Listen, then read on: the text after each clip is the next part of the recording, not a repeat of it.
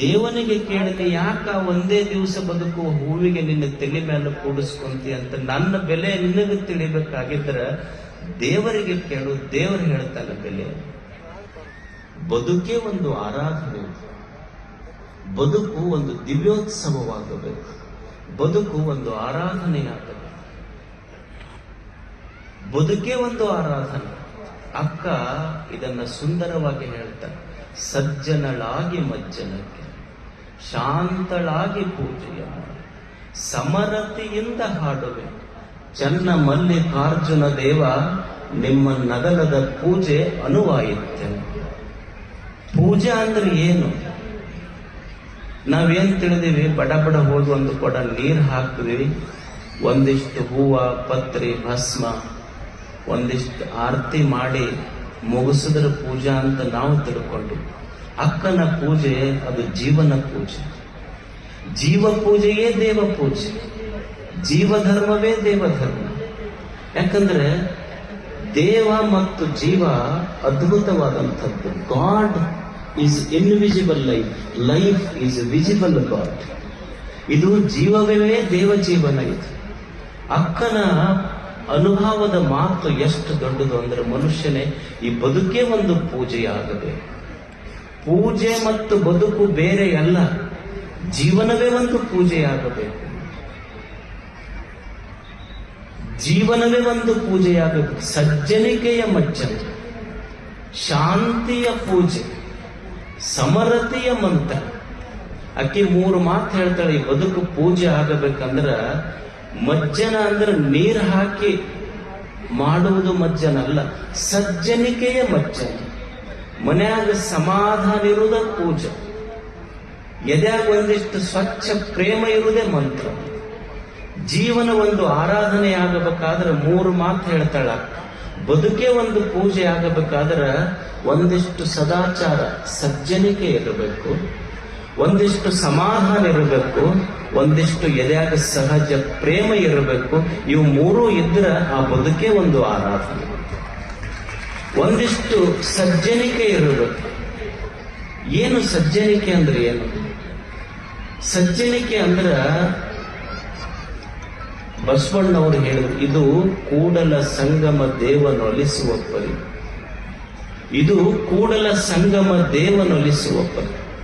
ಯಾವುದು ಮಾಡಿದ್ರು ಕೂಡಲ ಸಂಗನ ಕರುಣೆ ಆಗ್ತೈತೆ. ಅವ್ರು ಏನು ಮಾಡಂದ್ರು? ಯಜ್ಞ ಮಾಡಂದ್ರು, ಹೋಮ ಮಾಡಂದ್ರು, ಹವನ ಮಾಡಂದ್ರು. ಯಾವುದರಿಂದ ಕೂಡಲ ಸಂಗನ ಕರುಣೆ ಆಗ್ತದೆ? ಯಾವುದು ಕೂಡಲ ಸಂಗಮ ದೇವನು ಒಲಿಸುವ ಪರಿ ಅಂದ್ರ, ಜೀವನದಲ್ಲಿ ಏನು ತಪ್ಪು ಮಾಡಕತ್ತಿ ಎಲ್ಲ ತಪ್ಪು ಬಿಡು, ಅದು ದೇವನ ಪೂಜೆ ಅಷ್ಟೇ. ತಪ್ಪು ಮಾಡೋದು ಬಿಡುವುದು, ಒಪ್ಪನ್ನ ಮಾಡುವುದಷ್ಟೇ. ನಮ್ಮ ತಪ್ಪು ಬಿಡಬೇಕು, ಇನ್ನೊಬ್ಬರು ತಪ್ಪೆಣಿಸೋದು ಬಿಡಬೇಕು. ಇವೆರಡೂ ಬಿಟ್ಟು ಅಂದ್ರೆ ಅವ ನಿಜವಾದ ಸಜ್ಜನ, ಅವ ಸಜ್ಜನ. ನಾನು ತಪ್ಪು ಮಾಡೋದು ಬಿಡೋದು, ಇನ್ನೊಬ್ಬರಿಗೆ ತಪ್ಪನ್ನು ಎಣಿಸೋದು ಬಿಡೋದು. ಯಾಕಂದ್ರೆ ಸಮಾಜ ಹೇಗಿದೆ ಅಂದ್ರೆ, ಒಬ್ಬ ಗಣಿತ ಪ್ರೊಫೆಸರ್ ಇದ್ರು. ಯಾಕೆ ಮನುಷ್ಯನ ಜೀವನದಲ್ಲಿ ತಪ್ಪುಗಳನ್ನು ಕಡಿಮೆ ಮಾಡಬೇಕು, ಮಾಡೋದು ಬಿಡಬೇಕು ಅಂದ್ರೆ, ಒಬ್ಬ ಗಣಿತದ ಪ್ರೊಫೆಸರ್ ಇದ್ರು. ಆ ಗಣಿತದ ಪ್ರೊಫೆಸರು ಬರೇ ಗಣಿತ ಕಲಿಸ್ಲಿಲ್ಲ, ಗಣಿತ ಕಲಿಸ್ತಿದ್ದಿಲ್ಲ, ಮಕ್ಕಳಿಗೆ ಗಣಿತದ ಜೊತೆ ಜೀವನ ಪಾಠ ಹೇಳ್ತಿದ್ರು. ಅವ್ರ ಕೊನೆಗೆ ಅವ್ರದ್ದು ಸೆಂಡ್ ಆಫ್, ಇನ್ನೇನು ಫೈನಲ್ ಇಯರ್ ಸ್ಟೂಡೆಂಟ್ಸ್ ಇದ್ರು, ಹೋಗ್ತಿದ್ರು. ಅವ್ರ ಕೊನೆಗೆ ಮಾಸ್ಟರ್ ಸರು ಅವರಿಗೆ ಪಾಠ ಹೇಳ್ತಿದ್ರು. ಗಣಿತ ಒಂದು ಸಂಖ್ಯೆ ಹೇಳಿದ್ರು, 10 1 10, 10 2 20 ಅಂತ ಹಿಂಗ್ ಬರ್ಕೊಂತ ಹೋದ್ರು. ಕೊನೆಗೆ 10 1 10, 10 2 20, 10 3 30 ಬರೆದು ಕೊನೆಗೆ 10 10 101 ಅಂತ ಬರೆದ್ರವ್ರು. ಹುಡುಗರೆಲ್ಲ ನಗಾಕತ್ರು. ಸರ್ ಕೇಳಿದ್ರೆ, ಯಾಕೆ ನಗಾಕತ್ರಲ್ಲೋ ಅಂತ. ಏನ್ರಿ ನೀವು ಎಷ್ಟು ದೊಡ್ಡ ಪ್ರೊಫೆಸರ್ ಅಂತ ತಿಳ್ಕೊಂಡಿದ್ದೀವಿ, ನಿಮಗೆ ಎಷ್ಟು ಗೊತ್ತಾಗ್ಲಿಲ್ಲ? 10 10 100 ಅಂತ ಗೊತ್ತಾಗ್ಲಿಲ್ಲ, 10 10 101 ಬರೆದಿರಲ್ಲ, ನಗಲಾರ್ದ ಏನು ಮಾಡಬೇಕು? ಅವಾಗ ಪ್ರಾಧ್ಯಾಪಕರು ಹೇಳಿದ್ರು, ನಿಮಗೆ ಗಣಿತ ಕಲಿಸಕತ್ತಿಲ್ಲ, ನಾನು ಜೀವನ ಕಲಿಸಕತ್ತೀನಿ ನೋಡ್ರಿ. ನೀವು 10 10 100 ಸರಿಗೆ ಬರ್ದೇನೆ, 100 ಸರಿಗೆ ಬರ್ದಿದ್ದು ನಿಮಗೆ ಕಣ್ಣಾಗ ಕಾಣಲಿಲ್ಲ. ಒಂದು ತಪ್ಪು ಬರೆದಿದ್ದು ಹೆಂಗ ಕಣ್ಣಾಗ ಕಂಡತೋ, ಸಮಾಜದೊಳಗೆ ನೀವು 100 ಸರಿ ಮಾಡಿದ್ರು ಜನ ಎಣಿಸೋದಿಲ್ಲ, ಒಂದು ತಪ್ಪು ಮಾಡಿದ್ದು ಎಣಿಸ್ತಾರ ಅನ್ನೋ ಗಣಿತ ಇದು. ಇದು ಜೀವನ ಗಣಿತ ಇದು. ಅದಕ್ಕೆ ಮನುಷ್ಯ ಕಲಿಯಬೇಕಾದದ್ದೇನು ಅಂದ್ರ, ತಪ್ಪು ಜೀವನದ ಮೇಲೆ ತಪ್ಪು ಒಪ್ಪುಗಳು ನಡೀತಿರ್ತಾವೆ. ಯಾರೂ ಪರಿಪೂರ್ಣರಲ್ಲ ಇಲ್ಲಿ. ಮನುಷ್ಯ ಕಲಿಯುವುದೇನು ಅಂದ್ರೆ try to be better than yesterday. ಒಂದು ಸಣ್ಣ ಪ್ರಯತ್ನ, ನೀನು ಏನು ನನ್ನಿಂದ ತಪ್ಪಾಗ್ಯಾವ, ಬೆಳಿಗ್ಗೆದ್ದು ಭಗವಂತನೆದ್ರ ಕೈ ಮುಗಿದ ಭಗವಂತನೇ ಇವೆಲ್ಲ ನನ್ನಿಂದ ತಪ್ಪಾಗ್ಯಾವ, ಇವು ಮಾಡಲಾರ್ದಂಗಿರೋದು ಅಷ್ಟೆ. ಗುರುಗಳೆಲ್ಲ ಇಷ್ಟು ಪಾದಯಾತ್ರೆ ಮಾಡಿದ್ರೆ, ಹಳ್ಳಿ ಹಳ್ಳಿಗೆ ಪಾದಯಾತ್ರೆ ಮಾಡಿದ್ರು, ಮನೆ ಮನೆಗಳಿಗೆ ಪಾದಯಾತ್ರೆ ಮಾಡಿದ್ರು, ಜೋಳಿಗೆ ಹಾಕೊಂಡು ಪಾದಯಾತ್ರೆ ಮಾಡಿದ್ರು. ಎದಕ್ಕ? ತಪ್ಪು ಬಿಡಿಸುವುದಕ್ಕಷ್ಟು. ಅವ್ರ ಜೊತೆ ಎಷ್ಟು ಜನ ಹೆಜ್ಜೆ ಹಾಕಿದ್ರು?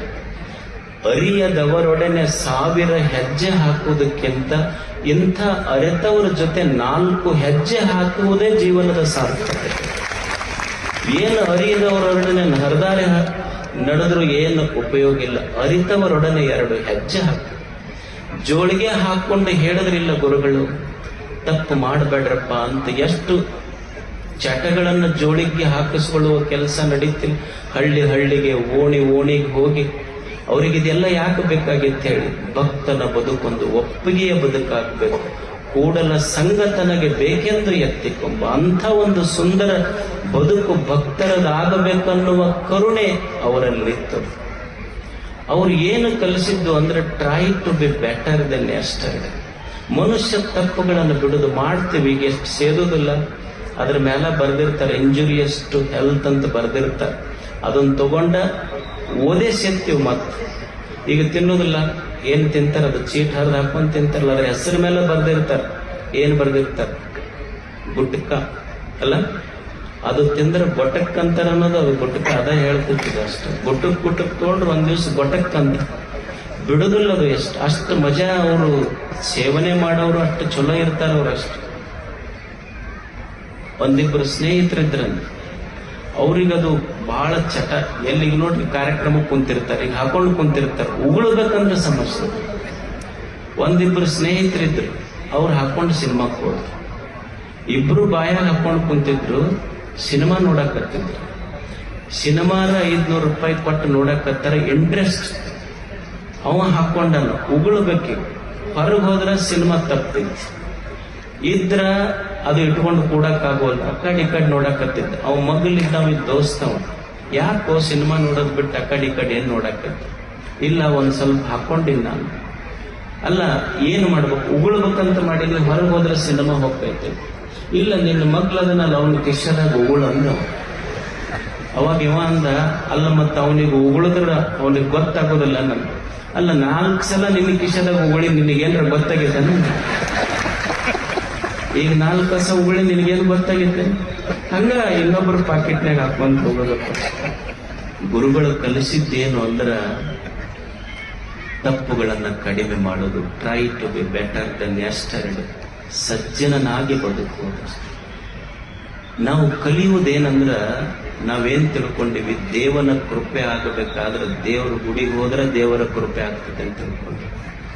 ಬರೇ ದೇವರ ಗುಡಿಗೆ ಹೋಗಿ ದೇವರ ಜಗಲಿ ಮುಂದೆ ದೀಪ ಹಚ್ಚೋದ್ರಿಂದ ಅವನ ಕೃಪೆ ಆಗುವುದಿಲ್ಲ.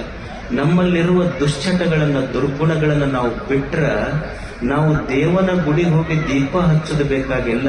ನೀ ಬಿಟ್ರೆ ಸಾಕು, ದೇವರೇ ನಿನ್ನ ಜಗುಲಿಯ ದೀಪವಾಗಿ ಮನ್ಯಾಗ ಬೆಳೆದ ತನವ ಆತನ ಬಿಡುವುದಷ್ಟೇ. ಸಜ್ಜನಳಾಗಿ ಮಜ್ಜನಕ್ಕೆ ಶಾಂತಳಾಗಿ ಪೂಜೆಯ ಮಾಡು. ಒಂದಿಷ್ಟು ಸಮಾಧಾನ ಇರೋದು ಮನುಷ್ಯ. ಸಮಾಧಾನ ಕಲಿಬೇಕಲ್ಲ ಜೀವನದೊಳಗೆ. ನೀವು ಅಂತಿರ್ತಾರ ನೋಡಿ, ಮನ್ಯಾಗಿ ಯಜಮಾನ್ರು ಹೊರಗೆ ಹೋಗಿ ಬಂದ ತಕ್ಷಣ ಹೆಣ್ಮಕ್ಳು ಅಂತೀರಿ, ಏನ್ ರಿಪಿ ಹಚ್ಚಿರಿ ನೀವು ಮನ್ಯಾಗ? ಇದು ಎಲ್ಲಿ ಯಾವ ಡಿಕ್ಷನರಿಯಾಗಿತ್ತೋ ಗೊತ್ತಿಲ್ಲ. ರಿಪಿ ಅನ್ನೋ ಶಬ್ದ ಇದು ಲ್ಯಾಟಿನ್ ಮೂಲದಿಂದ ಬಂದೈತಿ ಕಾಣುತ್ತದೆ. ಸಮಾಧಾನ ಇರುವುದಿಲ್ಲ. ಅವ್ರು ಅಂತಿರ್ತಾರೆ ನೋಡಿ, ಹೆಣ್ಮಕ್ಳ ಮನ್ಯಾಗ ಅಂತಿರ್ತಾರೆ, ಏನ ಈ ಅಮಾಸಿ ಹುಣ್ಣಿಮೆ ಬಂತಂದ್ರೆ ಒಂಥರ ಆಗತ್ತೆ. ಏನಾಗತ್ತೆ? ಅಡಿಗೆ ಮನ್ಯಾಗ ಹೋದ್ರೆ ಅದು ಚೆಂಡ್ ಹಿಡಿದು ದಬ್ಬದಂಗ ಆಗ್ತೈತಿ ಅನ್ನೋದಿಲ್ಲ. ಅಡಿಗೆ ಮನೆ ಕಡೆ ಹೋದ್ರೆ ಚೆಂಡ್ ಹಿಡಿದು ದಬ್ಬದಂಗ. ಊಟ ಹೋಗ್ತೈತೆ ಅಂತಾರೆ, ಅಡಿಗೆ ಮನೆ ಕಡೆ ಹೋಗಕ್ ಒಳ್ಳೆ. ಸಮಾಧಾನ ಬೇಕಲ್ಲ ಮನುಷ್ಯಗೆ. ಸಮಾಧಾನ ತಪ್ಪದೆ ಆಗ್ತದೆ. ಯಾಕೆ ಸಮಾಧಾನ ತಪ್ಪಿತು ಮನುಷ್ಯನಿಗೆ ಅಂದ್ರೆ ನಾವೇನಂತೀವಿ ಅಂದ್ರೆ ನಾವು ಬಯಸಿದ್ದು ಸಿಗಬೇಕು, ಸಿಕ್ಕಿದ್ದು ಹೋಗಬಾರ್ದು. ಇದು ನಂಬಿಚ್ಛೆ. ಇದು ಬಯಸಿದ್ದೆಲ್ಲ ಸಿಗಬೇಕು, ಸಿಕ್ಕಿದ್ದು ಹೋಗಬಾರ್ದು. ನಾವು ಬಯಸಿದ್ದು ಸಿಗದೇ ಇದ್ರ ಸಿಕ್ಕಿದ್ದು ಹೋದ್ರ ಸಮಾಧಾನ ತಪ್ಪತೈತಿ. ಅಲ್ಲ, ಒಂದು ಕ್ಷಣ ವಿಚಾರ ಮಾಡ್ರಿ, ಈ ಜಗತ್ತಿನೆಲ್ಲ ಬಯಸಿದ್ದೆಲ್ಲ ಸಿಕ್ಕೈತಿ ಅಂದ್ರೆ ಜಗತ್ತಿನೊಳಗೆ. ಈ ಜಗತ್ತಿನಲ್ಲಿ ಬಯಸಿದ್ದೆಲ್ಲ ಸಿಕ್ಕಿಲ್ಲ, ಬಯಸಿದಷ್ಟು ಸಿಕ್ಕಿಲ್ಲ, ಬಯಸಿದಂಥದ್ದು ಸಿಕ್ಕಿಲ್ಲ, ಬಯಸಿದವರು ಸಿಕ್ಕಿಲ್ಲ, ಸಿಕ್ಕವ್ರು ನೀವು ಬಯಸಿದಂಗಿಲ್ಲ. ಇದು ಜೀವನದ ವೈಚಿತ್ರ್ಯ ಇತ್ತು. ಇದನ್ನ ಅರ್ಥ ಮಾಡಿಕೊಂಡು ಬದುಕಬೇಕು ಮನುಷ್ಯ. ಬದುಕಬೇಕು. ಒಂದಿಷ್ಟು ಜೀವನದ ಮೇಲೆ ಸ್ವಲ್ಪ ಹೆಚ್ಚ ಕಡಿಮೆ ಇರ್ತದೆ. ನಾವು ಬಯಸಿದ್ದೆಲ್ಲೂ ಸಿಗುವುದಿಲ್ಲ. ಹಂಗಂತ ತಿಳ್ಕೊಂಡು ಬಯಸಬಾರ್ದಂತಲ್ಲ, ಹಂಗಂತ ತಿಳ್ಕೊಂಡು ಬಯಸಬಾರ್ದಂತನೂ ಅಲ್ಲ. ಬಯಸಬೇಕೀಗ ಆಟ ಆಡ್ತೀವಿ, ಕಬಡ್ಡಿ ಆಡುತ್ತೀವಿ. ಗೆಲ್ಲುವ ಬಯಕೆಯಿಂದನ ಆಟ ಆಡೋದು, ಗೆಲ್ಲುವ ಬಯಕೆಯಿಂದನ ಆಟ ಆಡಬೇಕು. ಆದ್ರೆ ಕೊನೆಗೆ ಗೊತ್ತಿರಬೇಕು, ಅಂಪೈರ್ ಏನ್ ತೀರ್ಪು ಕೊಡ್ತಾನ ಅದನ್ನು ಒಪ್ಪಿಕೊಂಡು ಬರಬೇಕು. ಈ ಜೀವನ ಅನ್ನೋದೊಂದು ಆಟ. ಗೆಲ್ಲುವ ಬಯಕೆಯಿಂದ ನಾವು ಆಡೋದು, ಕೊನೆಗೆ ಅಂಪೈರ್ ಮೇಲೆ ನಾವು ಏನು ತೀರ್ಪು ಕೊಡ್ತಾನಲ್ಲ ಅದಕ್ಕೆ ತಲೆ ಬಾಗದಿದೆ ಅಂದ್ರೆ ಅದು ಸಮಾಧಾನದ ಸೂತ್ರ ಅಷ್ಟೇ ಜೀವನದಲ್ಲಿ. ಇದು ಕಲಿ ಸಮರತೆಯ ಹಾಡು. ಒಂದಿಷ್ಟು ಸಮರತಿ ಅಂದ್ರೆ ಸಹಜ ಪ್ರೇಮ. ನಮ್ಮ ಎದೆಯಾಗ ಪ್ರೇಮ ಹೆಂಗೈತೆ ಅಂದ್ರೆ ಸಹಜ ಪ್ರೇಮ ಇಲ್ಲ, ನಮ್ಮದು ಸ್ವಾರ್ಥ ಪ್ರೇಮ ಇಲ್ಲ. ನಾವು ಒಂದು ಗಿಡಕ್ಕೆ ಎದಕ್ಕೆ ನೀರು ಹಾಕ್ತಿವಿ ಅಂದ್ರೆ ಅದು ಹಣ್ಣು ಕೊಡ್ತಿದ್ರೆ ಗಿಡಕ್ಕೆ ನೀರು ಹಾಕ್ತಿವಿ. ಆಕಳಿಗೆ ಎದಕ್ಕೆ ಯಾವಾಗ ನಾವು ಹಿಟ್ಟು ಮೇವು ಹಾಕ್ತಿವಿ ಅಂದ್ರೆ ಯಾವಾಗ ಹಾಲು ಕೊಡ್ತೈತಿ ಅಲ್ಲಿವರೆಗೆ ಹಾಕ್ತಿವಿ, ಇರ್ಲಿಲ್ಲ ಅಂದ್ರೆ ಹಾಕೋದಿಲ್ಲ ನಾವು. ಅಂದ್ರೆ ನಮ್ಮಲ್ಲಿ ಸ್ವಾರ್ಥ ಪ್ರೇಮ ಐತಿ, ಸಹಜ ಪ್ರೇಮ ಇರಬೇಕು. ಇವತ್ತು ಗುರುಗಳದಾರ ನೋಡಿ, ಅವ್ರದ್ದು ಸಹಜ ಪ್ರೇಮ. ನಮ್ಮದು ಸ್ವಾರ್ಥ ಪ್ರೇಮ. ಎಷ್ಟು ಚಂದ ಪ್ರೇಮ ಇರ್ತೈತಿ ಅಂದ್ರೆ, ಈಗ ನೀವು ಮದುವೆ ಮಾಡ್ಕೊಂತೀರ, ಮದುವೆ ಇರ್ತೈತಿ, ಮದುವೆ ಮ್ಯಾಲ ಹಿಂಗೊಂದು ಎಂಟ್ರೆನ್ಸಿಗೆ ಹಾಕಿರ್ತೀರಿ. ಏನ್ ಹಾಕಿರ್ತೀರಿ ಅಂದ್ರೆ ಅವ್ರ ಫ್ಯಾಮಿಲಿ ಹೆಸರು ಹಾಕಿರ್ತೀರಿ. ಹಾಕಿ ಇಂಥವ್ರ ಫ್ಯಾಮಿಲಿ ಹಾರ್ಟ್ಲಿ ವೆಲ್ಕಮ್ಸ್ ಇವನ್ ವೆಡ್ಡಿಂಗ್ ಅಂತ ಹಾಕಿರ್ತೀರಿ. ಗೊತ್ತೈತಿ ನಿಮ್ಗೆಲ್ಲ ಅನುಭವಕ್ಕೆ ಐತಿ. ಮದುವೆದವ್ರ ಫ್ಯಾಮಿಲಿ ಹೆಸರು ಹಾಕಿ ಅಲ್ಲಿ ಹಾರ್ಟ್ಲಿ ವೆಲ್ಕಮ್ಸ್ ಯು ಅಂತ ಹಾಕಿರ್ತೀರಿ. ಮ್ಯಾಲ ಹಾರ್ಟ್ಲಿ ವೆಲ್ಕಮ್ಸ್ ಯು ಇರ್ತೈತಿ, ಮುಂದೆ ಅವ್ರ ಪಟ್ಟಿ ಯಾರಿ ಬರೆಯವ್ರಿಗೆ ಕುಂದ್ರಿಸೇ ಬಿಟ್ಟಿರ್ತಾರೆ, ಪಟ್ಟ ಒಳಗೆ ಹೋಗ್ಬೇಕವ. ಅಂದ್ರೆ ನಮ್ಮ ಪ್ರೇಮ ಅಪೇಕ್ಷೆಯಿಂದ ಕೂಡಿರ್ತೈತೆ ಅಷ್ಟೇ. ಈ ಪ್ರೇಮ ನಿಜವಾದ ಪ್ರೇಮ ಅಲ್ಲ, ನಿಸ್ವಾರ್ಥ ಪ್ರೇಮ. ಒಬ್ಬ ಗುರುವಿನ ಪ್ರೇಮ ಐತಲ್ಲ ಅದು ನಿಸ್ವಾರ್ಥ ಪ್ರೇಮ ಜಗತ್ತಿನಲ್ಲಿ. ಅದಕ್ಕಾಗಿ ಗುರುಗಳು ಇದೊಂದು ಯಾವ ಪ್ರೇಮ ಸಹಜ ಪ್ರೇಮ ಅಂದ್ರೆ ಎಲ್ಲಿ ನಾನು ಇಲ್ಲ, ನನ್ನದು ಅನ್ನೋದಿಲ್ಲ, ಅದು ಸಹಜ ಪ್ರೇಮ. ಅಂಥ ಗುರುಗಳು ಇಲ್ಲಿ ಸುಮಾರು ದಿನಗಳಿಂದ ಇಲ್ಲೊಂದು ಪ್ರವಚನ ಕಾರ್ಯಕ್ರಮ, ಪಾದಯಾತ್ರೆ ಕಾರ್ಯಕ್ರಮ, ಜೊತೆಗೆ ವಿದ್ಯಾರ್ಥಿ ಪ್ರಸಾದ ನಿಲಯದ ಶಂಕುಸ್ಥಾಪನೆ. ಎಷ್ಟು ಜನ ಗುರುಗಳನ್ನು ಕರೆಸಿದ್ದಾರೆ ಇಲ್ಲೊಡಿ. ಈ ಮಠದ ಹಿಂದಿನ ಪೂಜ್ಯರು, ಇಲ್ಲೊಂದು ಪ್ರಸಾದ ನಿಲಯ. ನಾಡಿನ ಎಲ್ಲ ಮಠಮಾನ್ಯಗಳು ಉಚಿತ ಶಿಕ್ಷಣ, ಪ್ರಸಾದ ನಿಲಯ.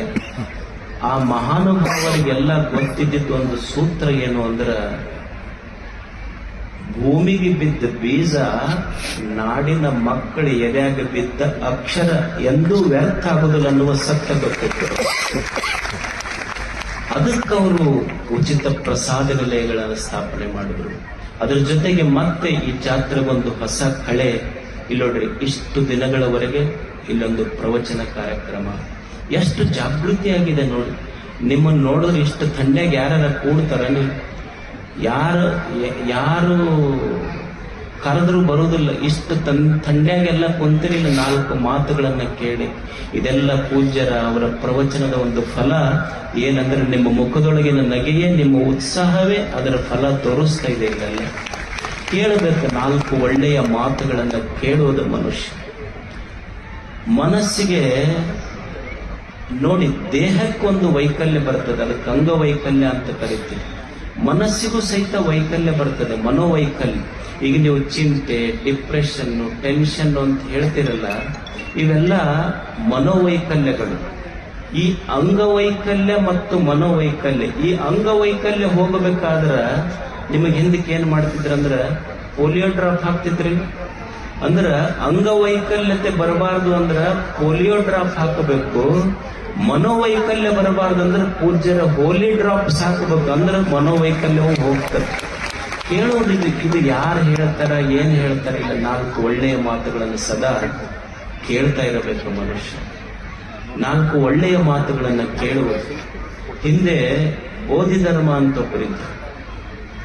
ಅವರು ಚೈನಾಕ್ ಹೋಗಿದ್ರು. ಬೋಧಿ ಧರ್ಮ ಚೈನಾಕ್ ಹೋಗಿ ಅವ್ರು ಅಲ್ಲಿ ಸನ್ಯಾಸಿಗಳಿಗೆ ಕುಂಗುಫು ಕಲಿಸ್ತಿದ್ರಂತೆ. ಕುಂಗುಫು, ಈಗ ನಾವು ಕರಾಟೆ ಅಂತೀವಲ್ಲ, ಹಂಗ ಕುಂಗುಫು ಕಲಿಸ್ತಿದ್ರು ಬೋಧಿ ಧರ್ಮ. ಅವರ ವಿಶೇಷತೆ ಏನು ಅಂದ್ರೆ, ಈಗ ನೀವು ಹೆಂಗ ಪ್ರವಚನ ಕುಂತೀರಿ, ಈಗ ನಾವು ಹೆಂಗ ಪ್ರವಚನ ಹೇಳ್ತೀವಿ ಹಂಗ ಹೇಳ್ತಿದ್ದಿಲ್ಲ. ಅವರು ಸಾಯಂಕಾಲ ಪ್ರವಚನ ಮಾಡ್ತಿದ್ರು, ಮುಂದೆ ಜನ ಕೂಡ್ತಿದ್ರು. ಬೋಧಿ ಧರ್ಮ ಹೆಂಗ ಪ್ರವಚನ ಮಾಡ್ತಿದ್ನಂದ್ರೆ ಜನರ ಕಡೆ ಮುಖ ಮಾಡ್ತಿದ್ದಿಲ್ಲ, ಗ್ವಾಡಿ ಕಡೆ ಮುಖ ಮಾಡಿ ಪ್ರವಚನ ಮಾಡ್ತಿದ್ದ. ಅಂದ್ರೆ ಮುಖ ಗ್ವಾಡಿ ಕಡೆ, ಬೆನ್ನ ಮಂದಿ ಕಡೆ ಗ್ವಾಡಿಗೆ ಪ್ರವಚನ ಹೇಳ್ತಿದ್ದ ಬೋಧಿ ಧರ್ಮ. ಮಹಾರಾಜ ಬಂದ, ಅವ್ ಬೋಧಿ ಧರ್ಮ ನೋಡ್ಬೇಕಂತ. ಬೋಧಿ ಧರ್ಮನಿಗೆ ಕೇಳ್ದ, ಅಲ್ಲ ನೀವು ಗ್ವಾಡಿ ಕಡೆ ಮಂದಿ ಕಡೆ ಬೆನ್ನ ಮಾಡಿ ಗ್ವಾಡಿಗೆ ಮುಖ ಮಾಡಿ ಗ್ವಾಡಿಗೆ ಯಾಕೆ ಪ್ರವಚನ ಹೇಳ್ತೀರಿ ಅಂತ ರಾಜ ಕೇಳ್ದ. ಬೋಧಿ ಧರ್ಮ ಅಂದ, ಮತ್ತ ಅದಕ್ಕೆ ಹೇಳಿದರೆ ಏನು ಇವ್ಕೆ ಹೇಳಿದರೆ ಏನು, ಎರಡು ಒಂದೇ ಅಲ್ಲ. ಅಲ್ಲ ನಾ ಅಂದಿದ್ದಲ್ಲ, ಬೋಧಿ ಧರ್ಮ ಅಂದಿದ್ದ.